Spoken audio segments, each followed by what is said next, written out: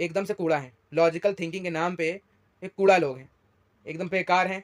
और फिर दिक्कत क्या है कि ये मैं हर टीचर की बात नहीं कर रहा हूँ, मगर ये समझ लीजिए कि जनरल मैं जो छोटे स्कूलों की, जो जैसे कि आप जानते हैं कि मिडिल क्लास के बच्चे जिस तरह के स्कूलों में पढ़ते हैं, वैसे छोटे स्कूलों में जो जो टीचर होते हैं, मैं उनकी बात कर रहा हूँ। हेलो फ्रेंड्स, तो आज की इस वीडियो में मैं अब ये बात करने वाला हूँ कि स्कूल के एजुकेशन सिस्टम में मेन दिक्कत क्या है और ऐसी क्या-क्या चीज़ें जिनको हम ठीक कर लेंगे तो हमारा बहुत फ़ायदा होगा। तो सबसे पहला जो मेन पॉइंट है वो है ये कि स्कूल के जो टीचर हैं, वो कहने को तो क्वालिफ़ाइड हैं, कहने को स्कूल की जो टीचर क्वालिफ़ाइड हैं, कहा जाता है इनके नंबर ये हैं, वो हैं, ये सब चीज़ें पढ़ के आए हैं और कुछ ऐसी डिग्रियाँ होती होंगी जो उन लोगों के पास होती होंगी। तो उस हिसाब से कहने के लिए तो ये क्वालिफ़ाइड हैं, मगर इनके अंदर इंटेलेक्ट की कमी है। लॉजिकल थिंकिंग के नाम पे ये कूड़ा हैं, एकदम से कूड़ा हैं। लॉजिकल थिंकिंग के नाम पे ये कूड़ा लोग हैं, एकदम बेकार हैं।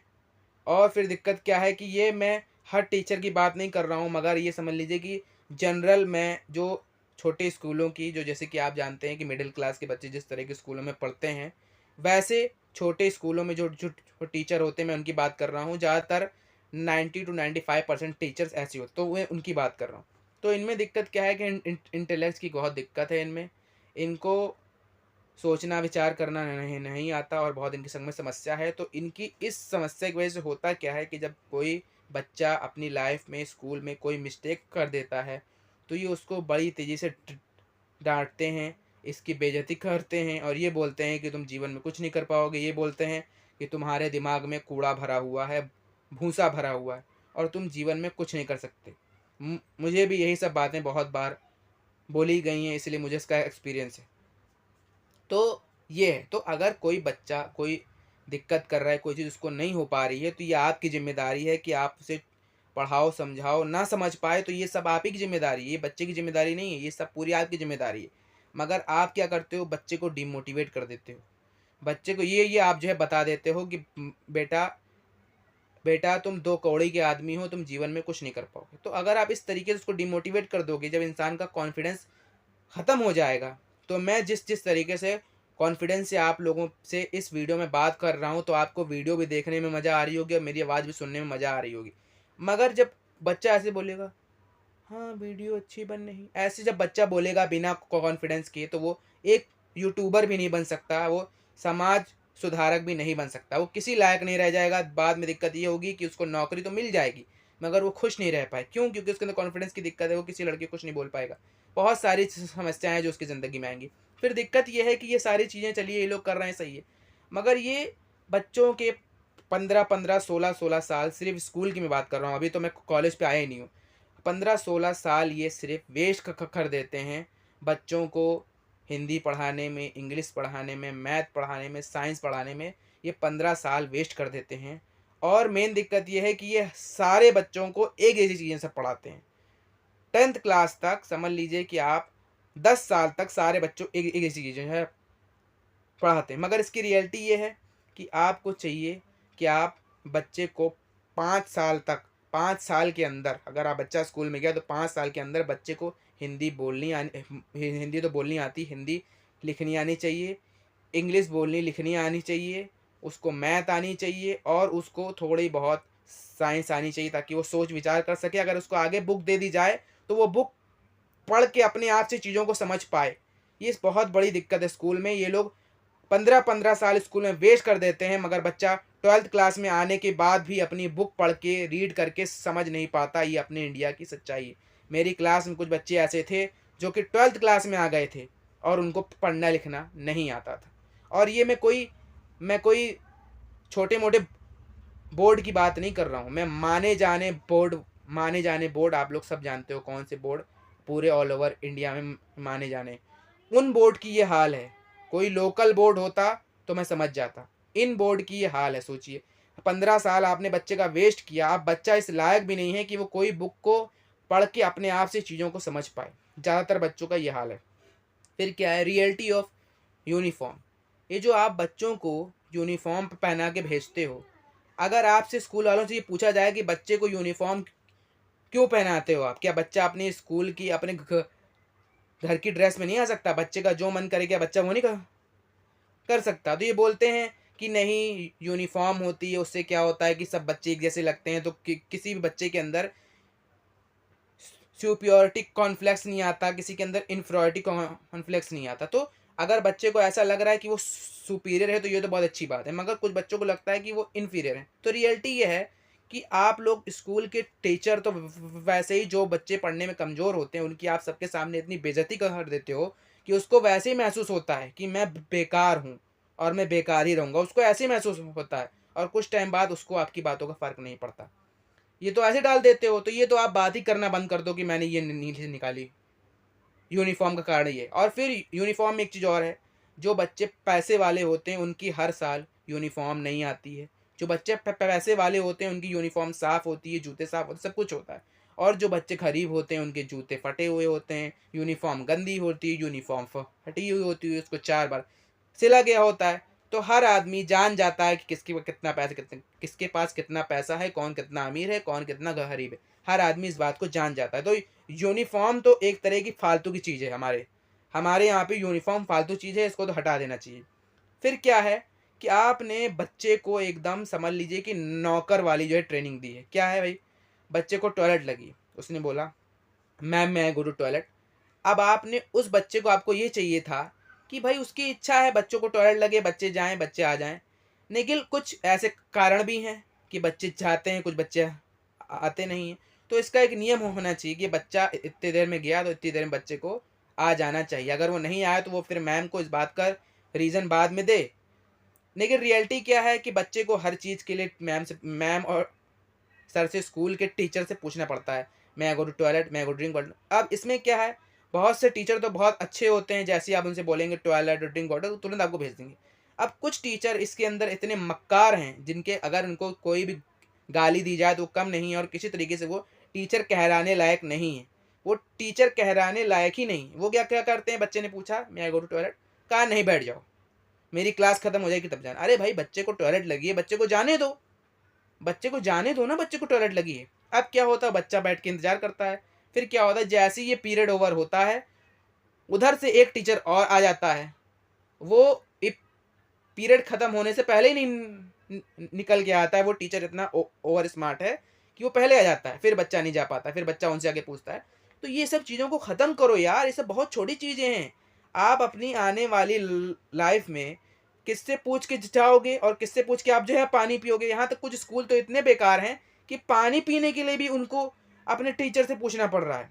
तो ये बहुत गंदी चीज़ है। ये एक तरीके से बच्चे को गुलामी की ट्रेनिंग दी जा रही है। इसका कोई मतलब नहीं है, फालतू की चीज़ है, कोई मतलब नहीं है इसका। और फिर ये है कि क्या क्या करते हैं ये, कि ये स्कूल 8-8 घंटे का, 7-7 घंटे का स्कूल ही चलाते हैं। अच्छा, मैंने जो फ़ील किया था वो ये फ़ील किया था अपने स्कूल में कि होता क्या है कि 5 घंटे के बाद स्कूल में बच्चे थक जाते हैं, उनका मन नहीं करता है पढ़ने का, मगर उनको ज़बरदस्ती बैठाया जाता है, पढ़ाया जाता है। और कुछ-कुछ पीरियड तो 2-2 3-3 बार भी लगा दिए जाते हैं। जैसे कि कुछ ऐसे पीरियड होते हैं जो एक दिन में 2-2 बार होते हैं। और फिर ये लोग सिर्फ़ यही फालतू की चीज़ 15 साल तक बच्चे को पढ़ा के उसका टाइम वेस्ट करते हैं।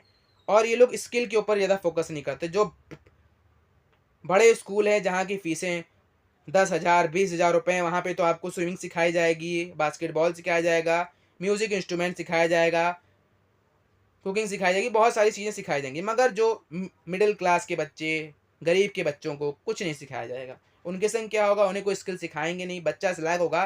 सोचिए स्विमिंग कितनी एसेंशियल स्किल है, ये तो हर स्कूल में कंपलसरी कर देनी चाहिए। स्विमिंग नहीं सिखाते हैं, क्या बोल के, नहीं है स्विमिंग पूल। अरे तो बनवा लो स्विमिंग पूल। और अगर स्कूल इतना छोटा है तो स्कूल को बंद कर दो, कोई ज़रूरत नहीं है ऐसे स्कूल की। अगर आपके यहाँ प्रॉपर सुविधाएं नहीं हैं तो आप स्कूल बंद कर दो, आप झूठा बिजनेस मत करो। ये क्या करते हैं, स्विमिंग नहीं है बच्चे को। एक बार क्या हुआ, हमारे स्कूल में म्यूज़िक का इंस्ट्रूमेंट जो है सिखाया गया। 1 हफ्ते तक मुश्किल से उन उन लोगों ने जो है सिखाया, उसके बाद वो गायब हो गए। अब ये सोचिए कि अगर मैं जब अपनी 5th क्लास में था, अगर मैं वहाँ से कोई म्यूज़िकल इंस्ट्रूमेंट बजाना सीखता और मैं अगर 12th क्लास तक उसको बजाता तो हो सकता था कि मैं उसमें बहुत अच्छा हो जाता। लेकिन वो नहीं हुआ, वो वहीं से ख़त्म हो गया। और फिर ये भी है, आप बच्चे को इतना होमवर्क दे देते हो, इतना याद करने को दे देते हो, इतनी सारी चीज़ें दे देते हो जो स्कूल में नहीं दे पाते हो, वो घर पे व्हाट्सएप पे मैसेज करके आप उसको देते हो। आप क्या कर रहे हो? बच्चे का जीवन बर्बाद करना चाहते हो क्या आप लोग? क्योंकि खाली पढ़ने लिखने से अभी आपको हम ये कहें कि आप ऐसी कौन सी जॉब है इसके अंदर आपको एक पेज याद करना है और हम आपको जो है 100 रुपये देंगे? कोई ऐसी जॉब नहीं। ये फालतू की स्कूल में स्किल सिखाई जा रही है रट्टेबाजी की। रियल लाइफ में आदमी कैलकुलेटर यूज़ करता है, गूगल यूज़ करता है। आजकल गूगल पे सब मिल जाता है। तो ये एजुकेशन सिस्टम जो था, ये जब भारत पिछड़ गया था, जो भी हो गया था, उस समय के हिसाब से एजुकेशन सिस्टम अच्छा था। मगर अब एजुकेशन सिस्टम जो है, ये एक तरह का श्राप है, श्राप जो कि हमारे इंडिया पे है। अगर इसे नहीं जल्द से जल्द हटाया गया तो हमारा इंडिया बहुत बुरी तरीके से हार जाएगा और बाहर की कंट्रीज से। जो लोग अमीर हैं, जिनके पास पैसा है, वो तो अपने बच्चों को विदेश भेज के पढ़ा लेंगे। उन्होंने यहीं पे इतने अच्छे से स्कूल बना लिए, उन्हें कोई दिक्कत नहीं है। मगर जो लोग ज़्यादातर टैक्स पे करने वाले हमारे मिडिल क्लास लोग हैं, इनको कोई सुविधा नहीं मिलेगी और इनका जीवन बर्बाद किया जाएगा और इनको बड़े बड़े प्राइवेट स्कूल इनको लूटेंगे। और अपने स्कूलों में सरकारी स्कूल तो एक, अपने इंडिया में सरकारी स्कूल तो एक धोखा है। यहाँ पे सरकारी स्कूल इससे अच्छे चाइना में हैं। ये लोग जो है लड़ने लग जाते हैं पाकिस्तान से। अरे लड़ाई उससे करो जो तुम्हारे बराबर का हो। चाइना से लड़ाई करो जब तुम्हारा दुश्मन ही कमज़ोर है, तो उससे तुम क्या लड़ाई करोगे? चाइना से लड़ाई करने जाओ। चाइना के स्कूलों को देखो कि वहाँ पे जो टीचर होते हैं उनके लिए स्कूल के बगल में ही उनके लिए सोसाइटी बना दी गई है। टीचर वहीं रहते हैं, वहीं से निकल के आके वहीं बच्चों को जो है पढ़ा देते हैं। एकदम अच्छा एजुकेशन सिस्टम है वहाँ पे, कोई दिक्कत नहीं। मगर हमारा इंडिया ज़्यादातर करप्शन में रहता है, टैक्स लिया जाता है, टैक्स के नाम पे सुविधाएं नहीं मिल पाती। साफ सीधी बात। क्योंकि आप लोगों को सुविधाएं नहीं चाहिए। आपको क्या चाहिए? आपको तो मालूम है कि मरने के बाद आपको स्वर्ग में जाना है। आपको तो कोई चिंता ही नहीं है ना। आपके लिए तो दुनिया ऐसी है कि जैसे किराए का मकान। किराए के मकान पे आदमी पेंट तो करवाता नहीं है। बस वही हाल है कि आपको कोई इम्प्रूवमेंट नहीं करना है, आपको कोई फ़र्क नहीं पड़ रहा है। लेकिन ये दिक्कत आगे चल के बहुत होगी और आप लोग को समझना पड़ेगा। तो इसलिए लाइफ को इम्प्रूव करना है तो स्कूल को इम्प्रूव कर लो। और स्कूल अगर इम्प्रूव ना हो तो अपने बच्चों को स्कूलों में भेजना बंद कर दो। इससे अच्छा आपके बच्चे अनपढ़ रहें, वो ज़्यादा अच्छा रहेगा।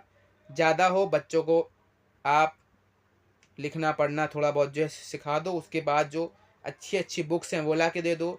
और इंटरनेट पे भी आजकल के ज़माने में आपको बहुत सारी चीज़ें मिल जाएंगी, तो कोई दिक्कत नहीं। ऐसा नहीं कि आपका बच्चा नहीं पढ़ पाएगा। यहाँ तक कि एलन मस्क ने, जो दुनिया के अमीर आदमियों में से एक है, उन्होंने ये बात खुद कही है कि पढ़ने लिखने के लिए आपको स्कूल की ज़रूरत नहीं है, आप इंटरनेट से भी बहुत सारी पढ़ाई सब कुछ कर सकते हो। वो ज़माना ख़त्म हो गया, अब वो ज़माना नहीं। तो जो ज़माने के हिसाब से नहीं चलेगा वो पीछे रह जाएगा। बस अपने इंडिया में यही हो रहा है। तो अगर आपको वीडियो ज़रा सी भी पसंद आई हो तो लाइक करिए, मेरे चैनल को सब्सक्राइब करिए ताकि ये कंटेंट आपको मिलता रहे। और अपने दोस्तों को शेयर भी कीजिए ताकि उन्हें भी कंटेंट मिल पाए और वो लोग इस चीज़ को समझें कि हमें अपने कंट्री में क्या चाहिए। डेमोक्रेसी का मतलब ही यही है कि आपको सरकार से मांगना होगा। अगर आप मंदिर मस्जिद मांगोगे तो सिर्फ आपको वही मिलने वाला है, उसके सिवा आपको कुछ भी नहीं मिलने वाला है। तो जो अच्छी चीज़ है उसको मांगिए, फालतू की चीज़ों को मांगना बंद कीजिए। जिस दिन आप लोगों ने ये सब चीज़ें मांगनी शुरू कर दी गवर्नमेंट से, उस दिन आप देखिएगा आपकी ज़िंदगी तो बदलेगी, आपका देश भी आगे बढ़ेगा। और फिर अमेरिका पीछे हो जाएगा और हमारा इंडिया वर्ल्ड में नंबर 1 पे होगा। बस दिक्कत यही है कि आप लोगों को सिर्फ मंदिर मस्जिद भगवान मूर्ति यही सब करना है। आपको मेन चीज़ जो मेन दिक्कत आ रही है उससे आपको कुछ भी नहीं करना है। आप बस होप लेके बैठे रहते हो कि ऊपर वाला सब सही कर देगा, सही कर देगा। किसी भी तरह का मैजिक और चमत्कार आपकी ज़िंदगी में नहीं होने वाला, आप इसको मान लो।